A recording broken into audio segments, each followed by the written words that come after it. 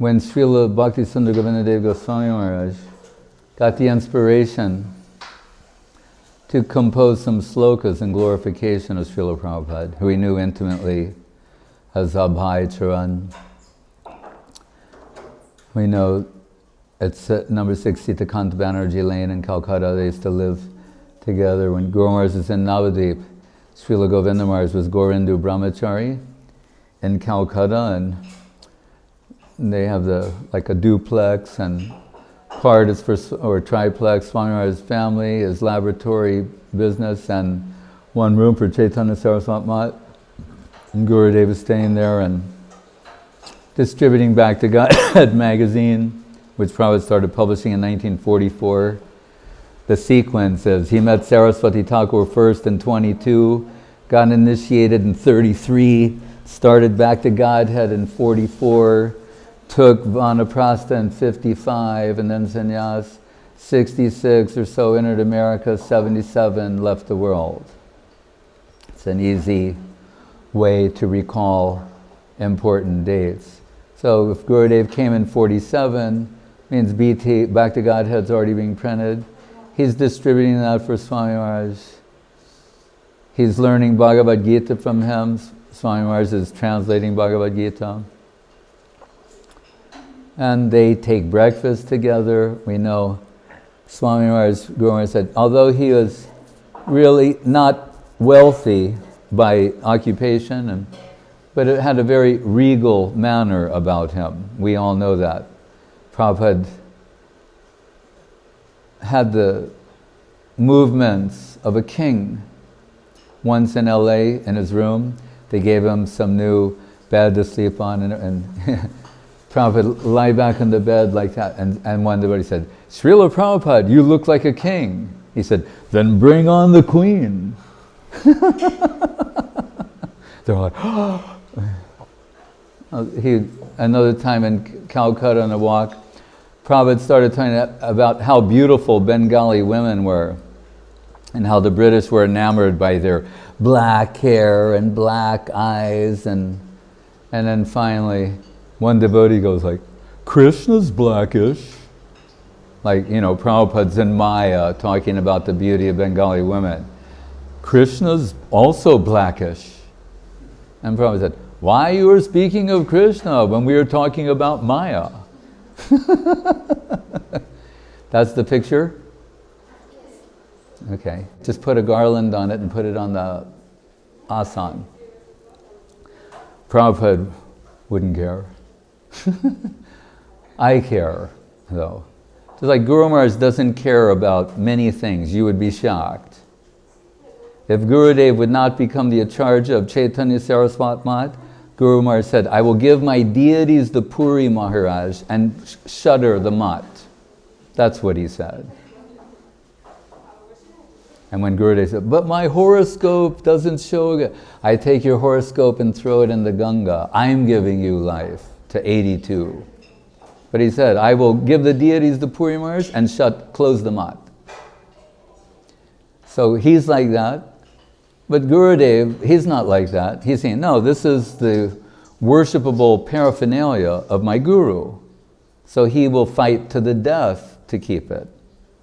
There's differences this way.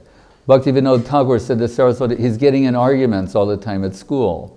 Krishna conception versus Bengali, Mayavad, and other things. And Bhaktivedanta said, I'm worried about you. Bhaktivedanta is not that type of person.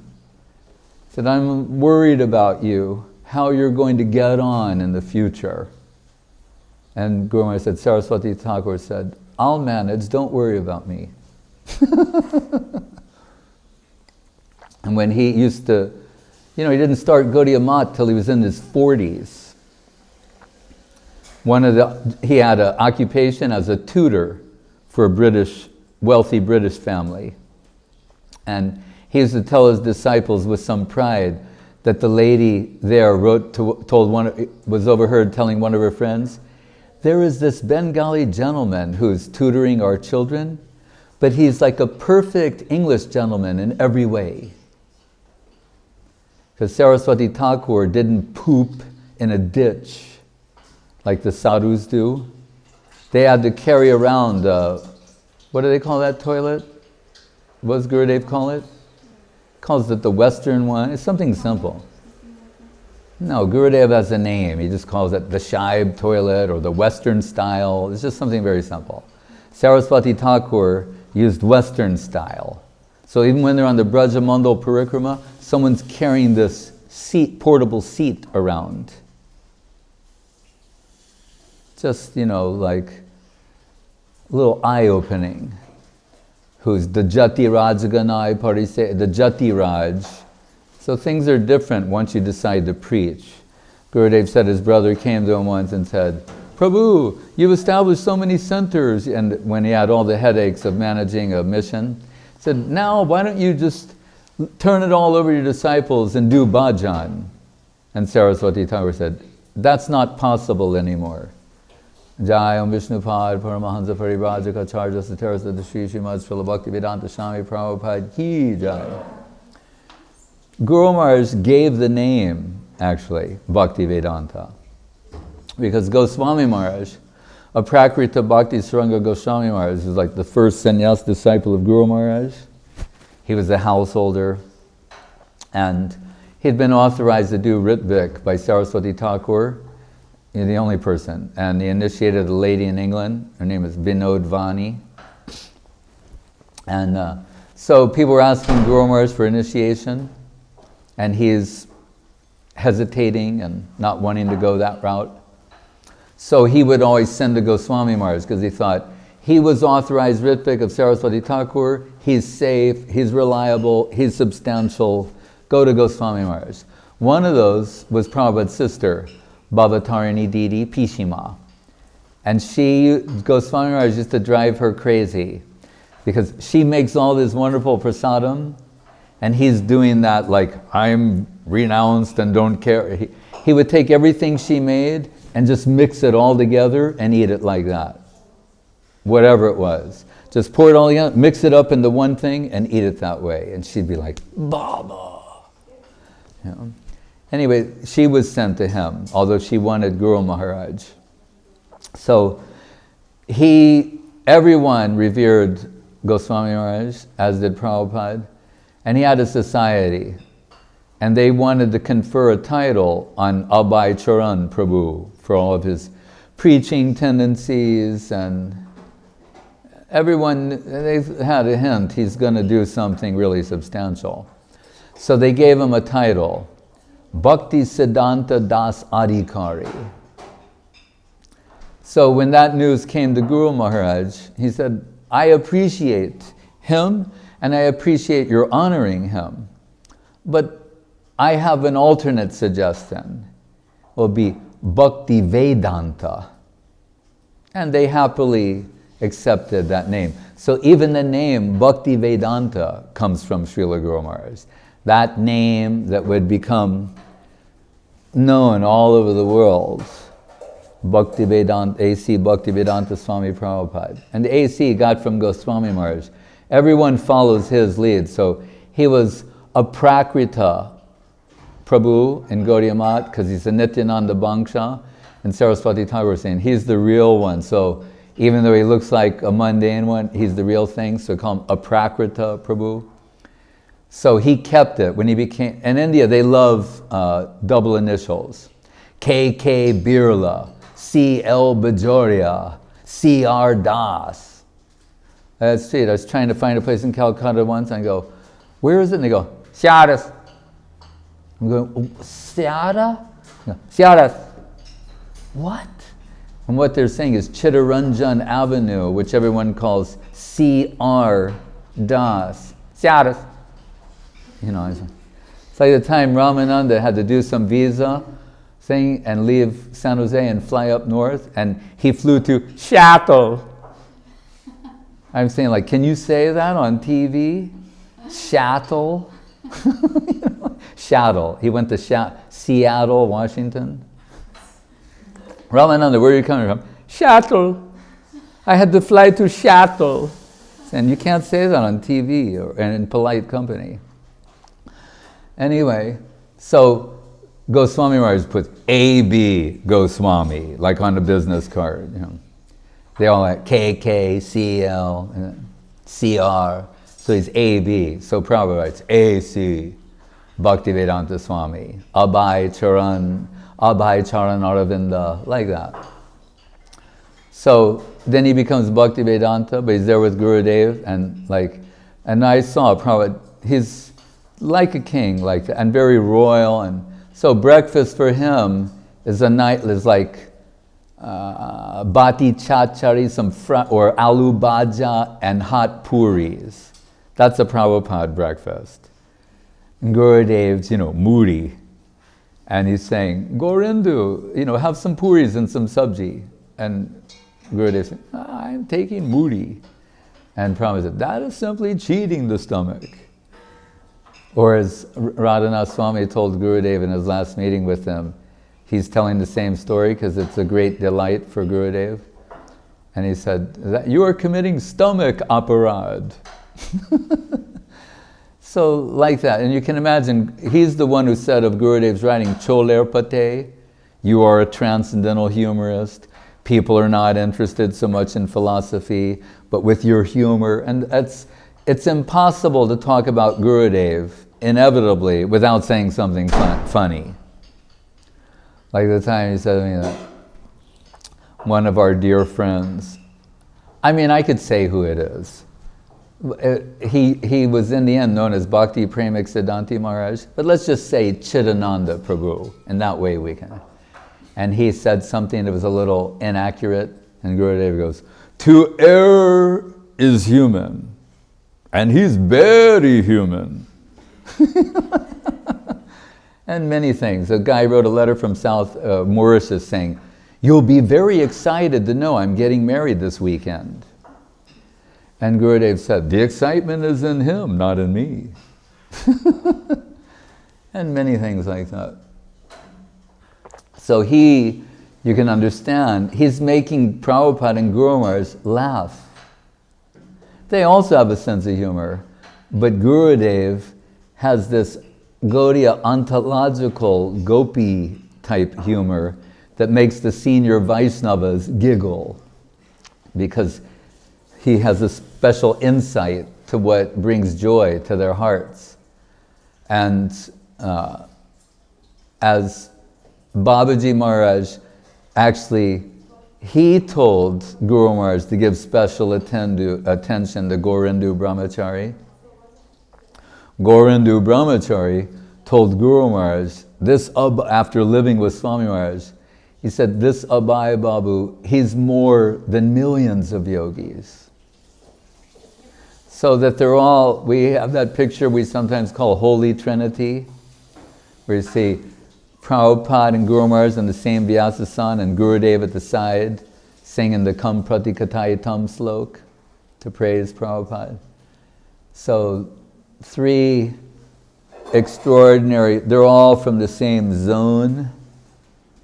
What is that? Brajamanana Bahukanana Gorima Guna Hari Kamala Priyanayanam Gorima Guna Manjari Gorima Guna Haribasana Bayanam. So Prabhupada, he asked Guru Maharaj for sannyas. And you think, well, why, without hesitation, you give him, right? And Guru Maharaj is thinking, his family will hate me. When he gave the Goswami Maharaj, he's going to mention it. He was a householder. Guru Maharaj went on a mission to his house, preached to him for like 10 days. And at the end, he took sannyas because he was going to begin initiating. And there was a man, it's considered the disciple, gave the Guru sannyas. He named this boy Krishna Jan or Vishnu Jan, one or the other. And his conclusion was, he said, this boy is willing to give up the world for me, then I must give up the world for him. So Guru Maharaj became very unpopular with Goswami Maharaj's former wife, because he went there to break the household bind, and he was successful. when he left, Goswami Maharaj was now a sannyasi. So his wife was angry at Guru Maharaj. And then Guru Maharaj is thinking, now Swami Maharaj's relatives are going to be angry at him. He said, maybe wait for some time. But Swami Maharaj was on fire. And finally Keshava Maharaj consented. And Swami Maharaj is living in Vrindavan, as we just saw recently, Radha Damodar temple. And there are those who say on his altar was a picture of Guru Maharaj. But there, he gets the inspiration. He's working on his books. When I used to be at ISKCON Press, I used to go in the archives sometimes, and I'd read his manuscripts, unpublished manuscripts. And I always wondered why on the other side was written all this just like mundane commercial nonsense. He had so little money, he would buy used paper. In India, they don't throw anything away. So it was paper that had already been typed on, so it's cheaper. That's what he typed his books on. Because you're like reading, Sukadeva Goswami says then you turn the other side and it says, your commercial invoice and due receipt has been, Then I realized, just read every other page. So he couldn't even buy, we talking about buying ink for the printer, he couldn't even buy paper. So, anyway, it didn't stop him. Like, Mahayogi Maharaj was reminding me on the phone this morning what we did without any money. He said, so what to speak of, what we could do if we had some funding. I said, well, Avadut Maharaj is providing the funding. So then we need to do something. Prabhupada once said in New York, he knew how to prod the American ego. And he'd say things like, you are an American. You must do something big for Krishna. Otherwise, what is the benefit of being an American? And different things like that. So, from Vrindavan, we know, he prints those books. I got one in the used bookstore in San Francisco. I've told that story. It was near City Lights bookstore in North Beach. It's the one that we would call them the brown volumes. It's what he printed in India and brought to America. And I'm reading it, and it's the third volume of the first canto, and it leads up to Sukadeva Goswami's entrance and Parikshit Maharaj asking the question, what is the duty of one in life, specifically for one about to die? And I'm like so excited. I'm on the edge of my chair, and then it says, thus end the Bhaktivedanta purports to the first canto of Srimad Bhagavatam. I went insane and ran out of the hotel room to that bookstore, and I said, I need the next volume. The guy said, I don't have it, And I said, you're kidding. I said, and I look at the publisher, and it says, League of Devotees, New Delhi. And the guy goes, you could write to the publisher. I said, are you kidding? You're suggesting I write a letter to the League of Devotees in New Delhi, India, about getting the next volume? I said, I have to read it like tonight. So I was really devastated.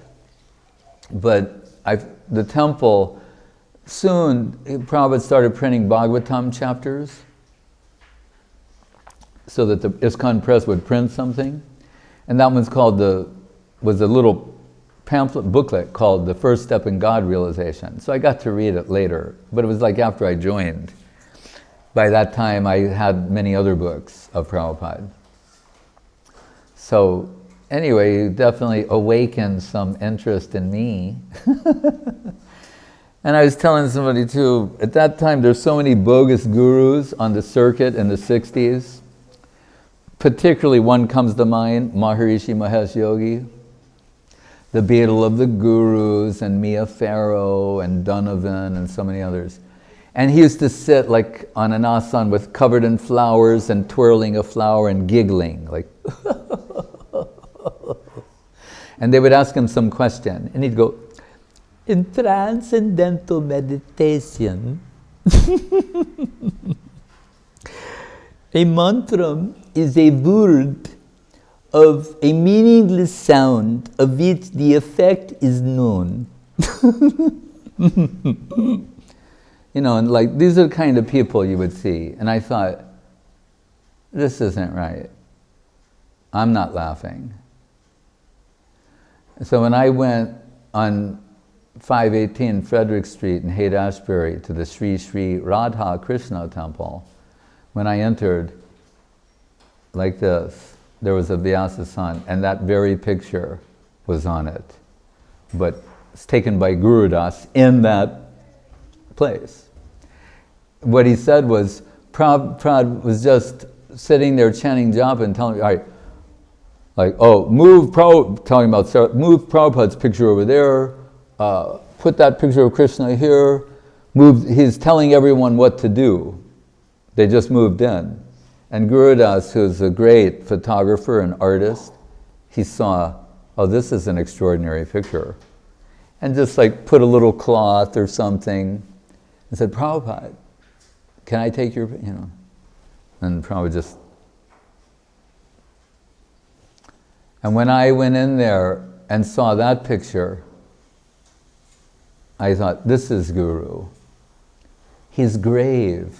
He's not smiling and giggling, laughing like a jackass about anything and everything. People think spiritual life is the person with the biggest smile on their face. Two types of devotees I've always had reservations about. The ones that are in a never-ending state of bliss, they're always smiling. And the ones who don't say anything. They never say anything. They both are troubled people. You know. Anyway, when I saw Prabhupada, like when someone tried not to speak in the presence of Guru Maharaj, saying, Guru Maharaj said, last time you came, you didn't say anything. You just listened. What about this time? And that person was Kirtanananda Maharaj. He said, oh, a fool remains undetected so long he does not speak. Which was a clever answer. But Guru Maharaj's answer was even better. He said, but your name is Kirtan Ananda. So you must make some kirtan, some joyful sound and praise of Guru, Vaishnava, Radha Govinda.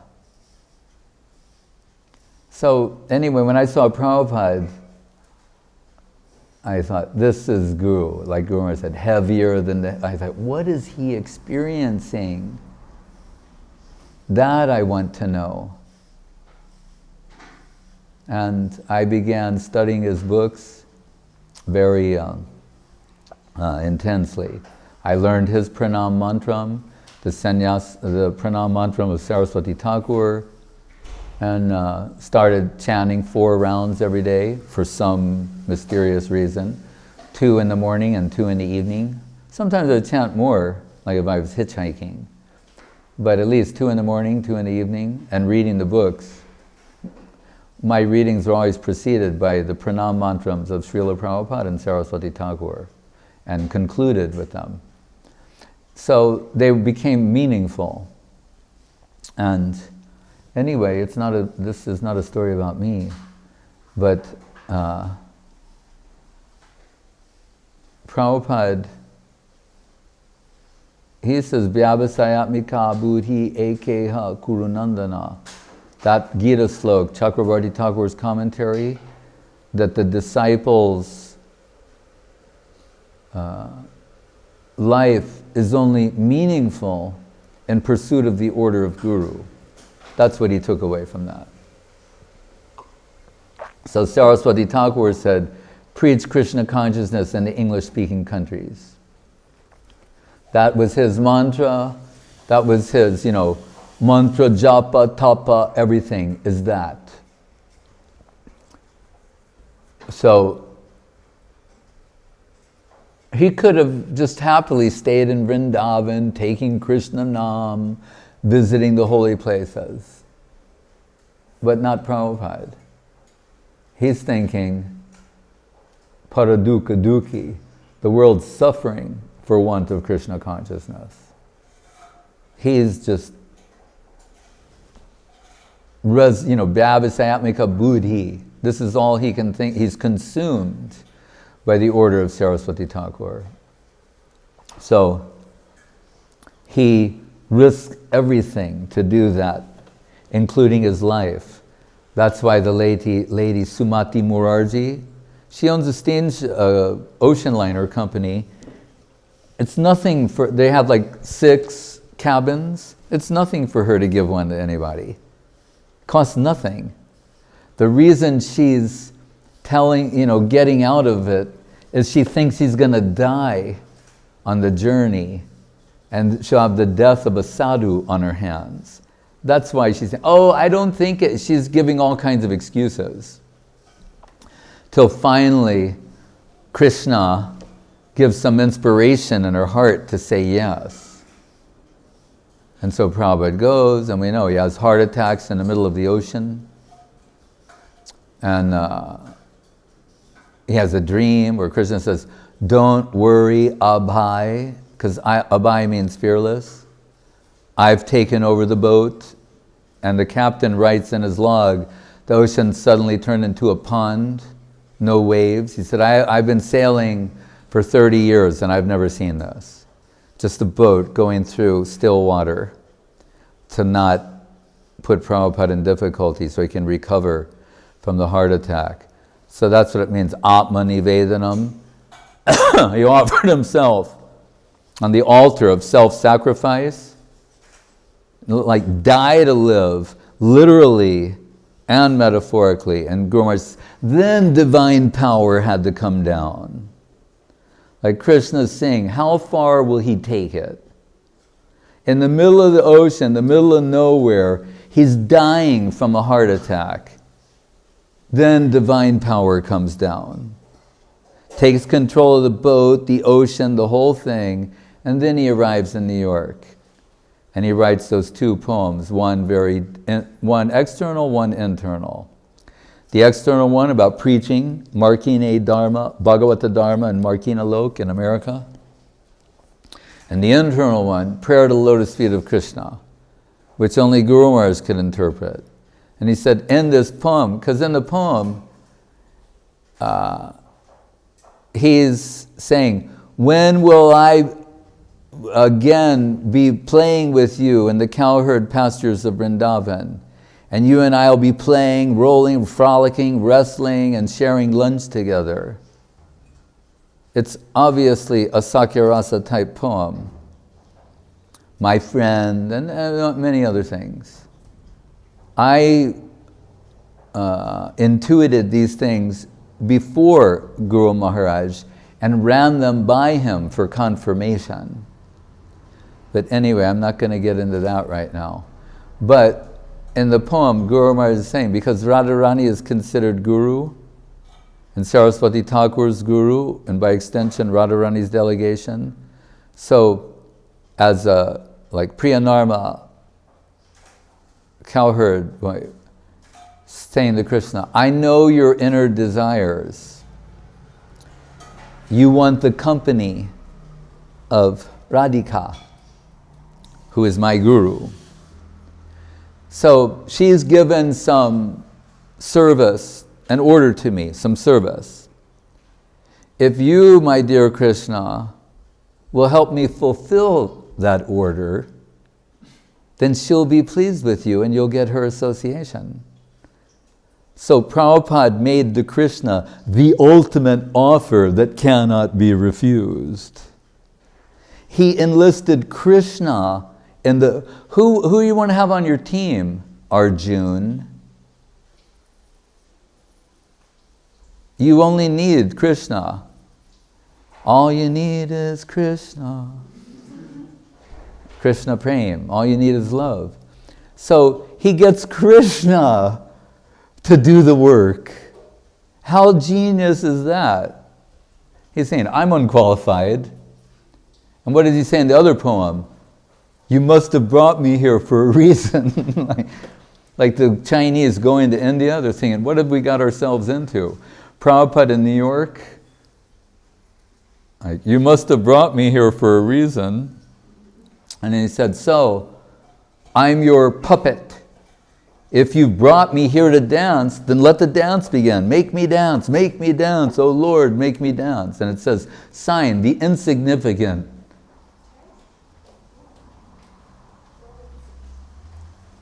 It says, signed, the insignificant beggar. A.C. Bhaktivedanta, like that. These things are real. So, and it takes an expert like Guru Maharaj to identify that. So he said, at that point in the ocean, when he offers himself on the altar of self-sacrifice, die to live, as Guru Maharaj is always telling, personified, metaphorically, literally, then divine power comes down. And then Guru Maharaj gets more specific. Nityananda. Why? And again, these things, some of these things, I intuited before. And then I ran it by Guru Maharaj, and he not only accepted it as being correct and substantial, but he filled in, as only he can, details. And what came to me in the last few years was that there's a famous sloka in the Mahabharata that we interpret as a cryptic, encrypted reference to the appearance of Mahaprabhu. Famous sloka, Suvarna Varna He Mango, He Mango, Chandanagadi, Barangas Chandanagadi, Sannyasa Krich, Shanto, Nityam Shanti Parayana. Anyway, I forgot my, but so, it's saying Suvarna Varna. He's in the golden category. Hemanga, all his limbs are golden.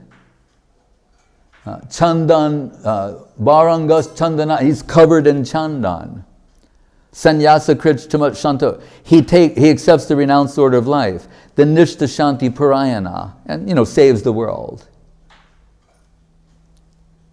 So it occurred to me, as I remember Prabhupada, and I've told it before, and I saw a lady by the Kari Bhavan on Siara, on Chittaranjan Avenue.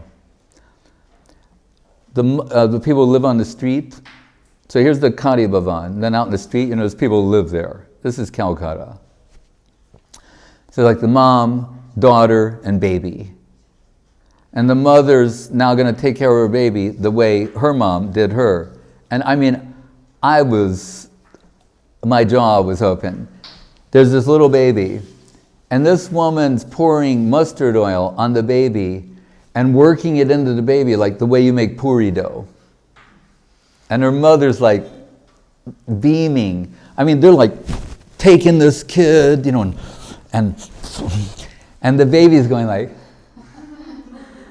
I mean, I'm not talking about a little bit.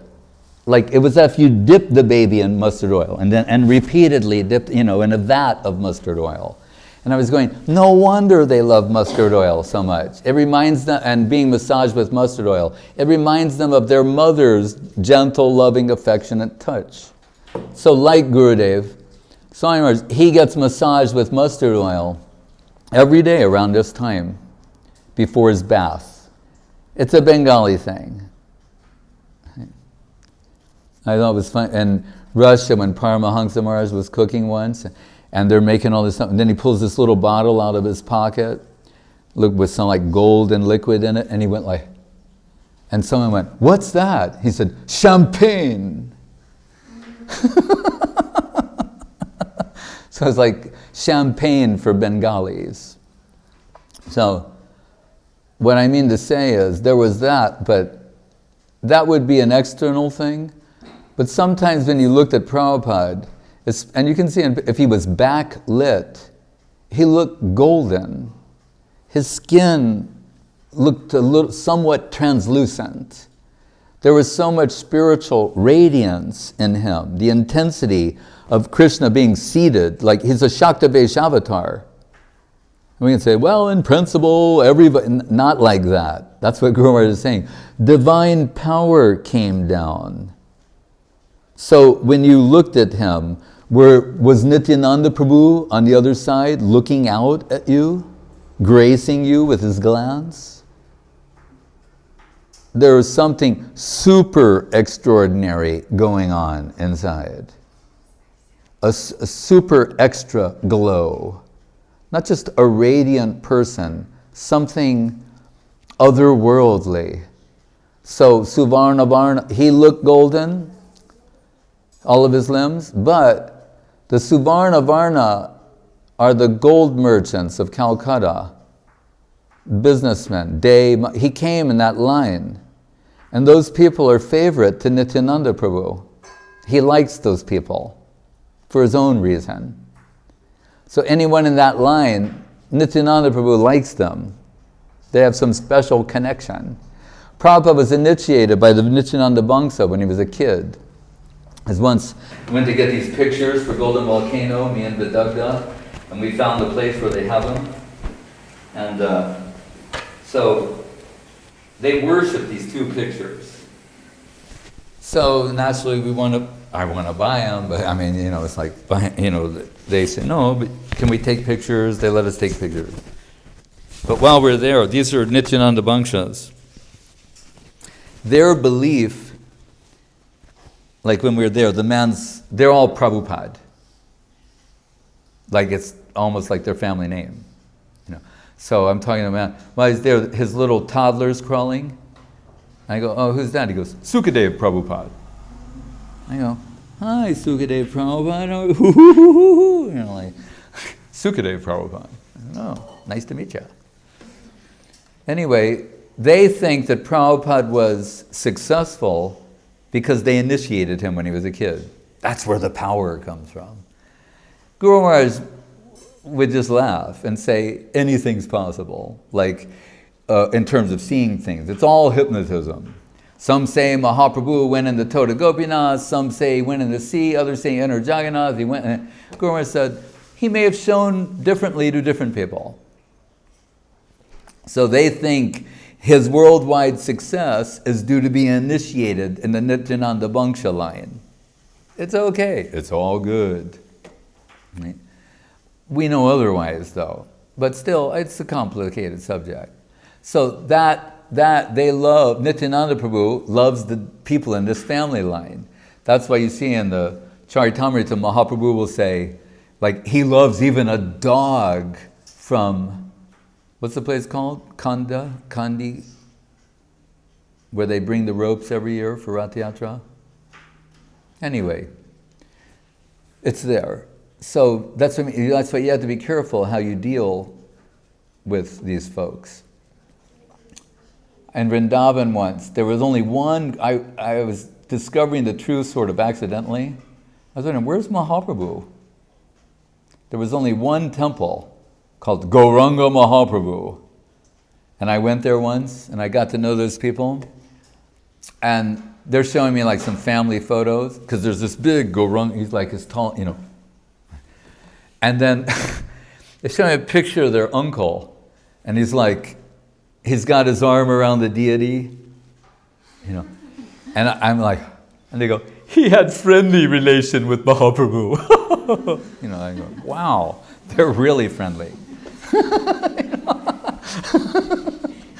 And they're just kind of sweet people. Like that's his idea. He's, just bow down and go back to the mat. So Suvarna Varna, he's in that group who is favored by Nityananda Prabhu. Nityananda Prabhu's Shakta base comes down and empowers him. Hemanga, his limbs are golden. And what else? Baranganda Chandanagadi. If anybody was ever covered in chandan, sandalwood pulp, in the history of the universe, it's Prabhupada. Because I can understand, his head, there's a lot going on in there. His brain is like load shedding.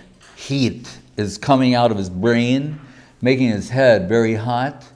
So every day after he gets the bath and everything, they make a giant pile of sandalwood pulp with rose water, sandalwood, and saffron.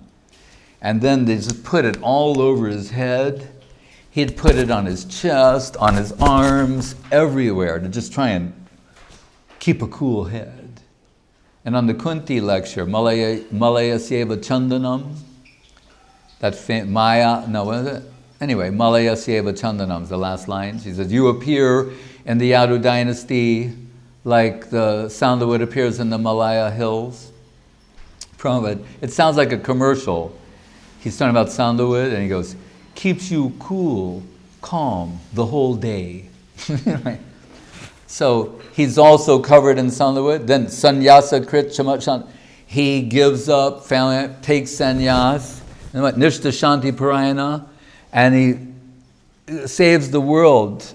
And the word shanti is there, peace. Nishta also. On the diary, I was looking in the ISKCON Press archives one day and I find this little white book and I open it up. It's his diary. And I go, wow. And I had the good sense then.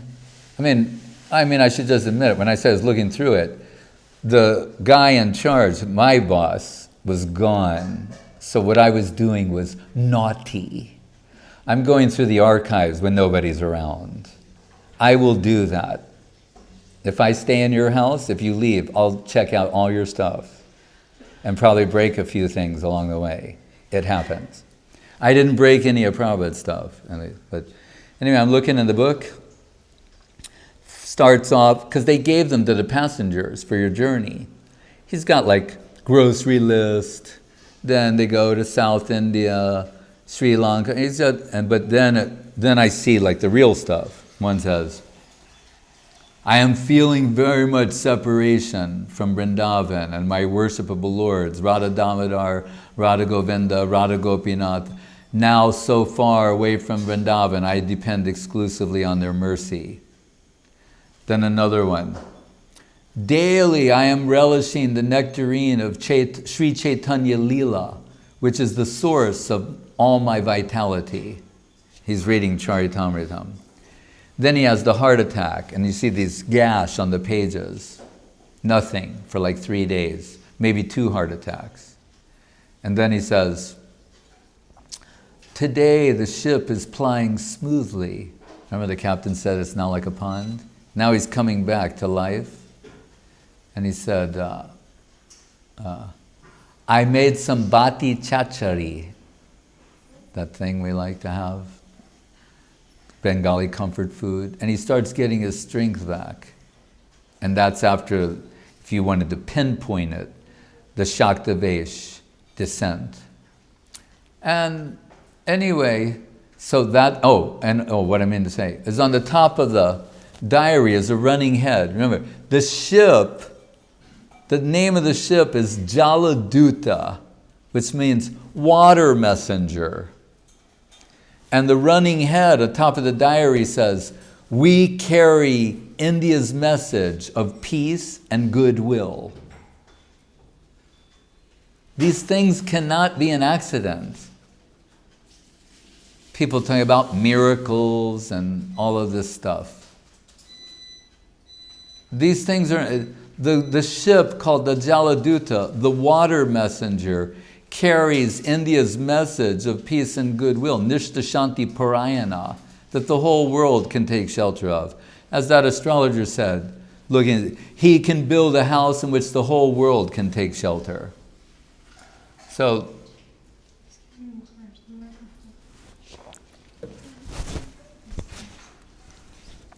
anyway, so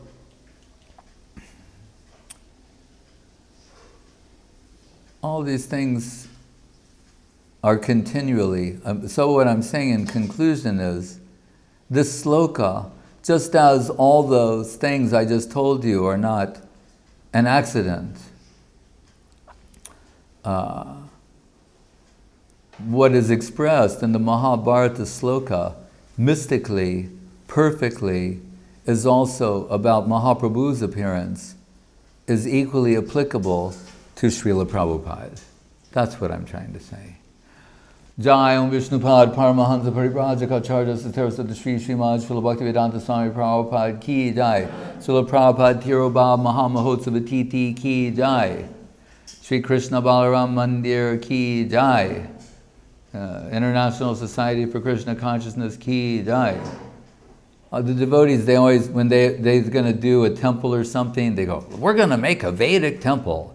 We're going to make one like at the Mott with 9 domes. We're going to do, we're going to have elephants and, peacocks, and we're going to do it just like they did in Jaipur. We're going to do it like Manasaganga. We're going to, And they asked Prabhupada, what did he want? He said, a glass skyscraper. That's what I want. I want a glass skyscraper that says Hare Krishna on it. And he got it too.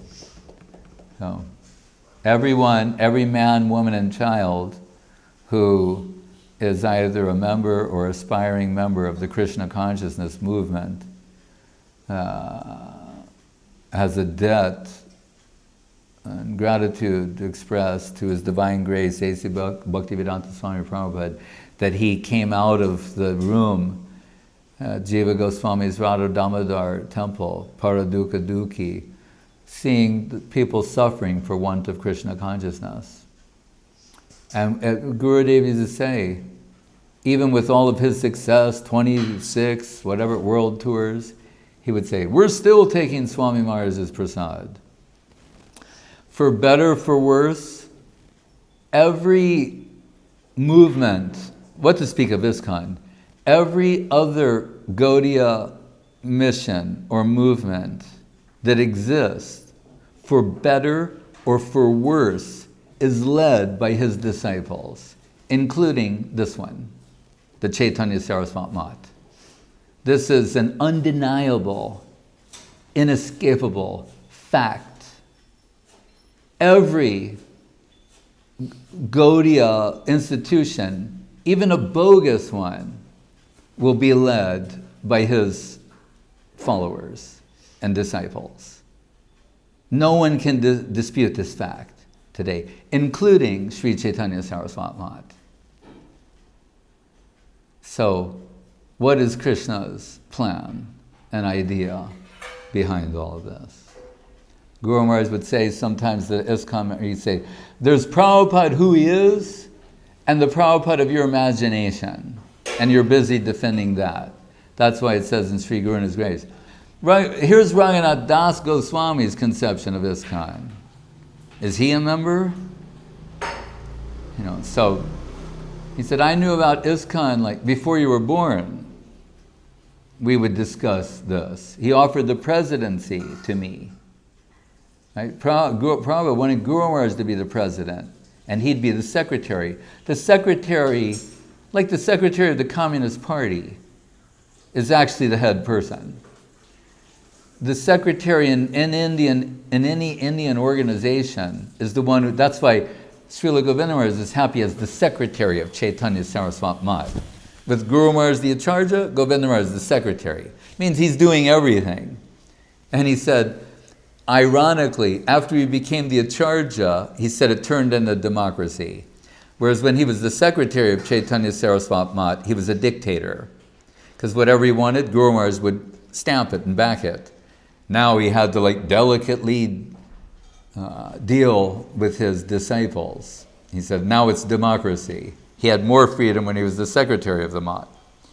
But the secretary is always the shaker, mover position. And the Acharya is more not just figurehead, but Guru Maharaj says the position of an Acharya is a Brahminical one. An Acharya is supposed to be dealing with scriptures. Achi notiya shastrartam. It's not like Guru Maharaj made this up. Read the Acharya definition. Achi notiya shastrartam. What does an Acharya do? He extracts the inner meaning of the scripture. That's what he does. He gives fresh interpretation. That's what his job is. Management, money, all these other things, that is deputed to others who are qualified. At least understand what the ideal is. So for Swami Maharaj, he wanted Guru Maharaj to be the Acharya, and he'll be the secretary and organize all these other things. But we know Guru Maharaj is hesitating so many other things. But at least that should be understood. He's always getting Guru Maharaj. When Gandhi and Nehru were in Calcutta, Swami Maharaj went to Guru Maharaj and said, come on, you and I, let's go over there and talk to them right now and convince them of the importance of Mahaprabhu's movement. He's that kind of person. So, Hare Krishna. We have some flowers. Oh, and then I can go back to the first thing I said right now. Because on the Tirobhav, we offer some chant the pranam and offer the flowers. So, the pranam, usually a qualified disciple should write the pranam. In the case of Guru Maharaj, he had Gurudev. In the case of others, they don't have qualified disciples, to be quite blunt. So I said, as difficult as it is to connect with the Satguru in this world, how rare it is, there's a slogan that says, it's even more rare to find a qualified disciple. So Guru Maharaj had a qualified disciple. I mean qualified in every respect. Srila Govinda Maharaj. So he could compose Devam Divya Tunum Suchanda Vadanam Balaka Chelanjitam. Prabhupada didn't have any. So he used the generic Namam Vishnu Padaya mantra, and where they insert the Guru's name. That's what's usually done. But they didn't do it. Prabhupada's not a Sanskrit scholar either. It's off by a syllable.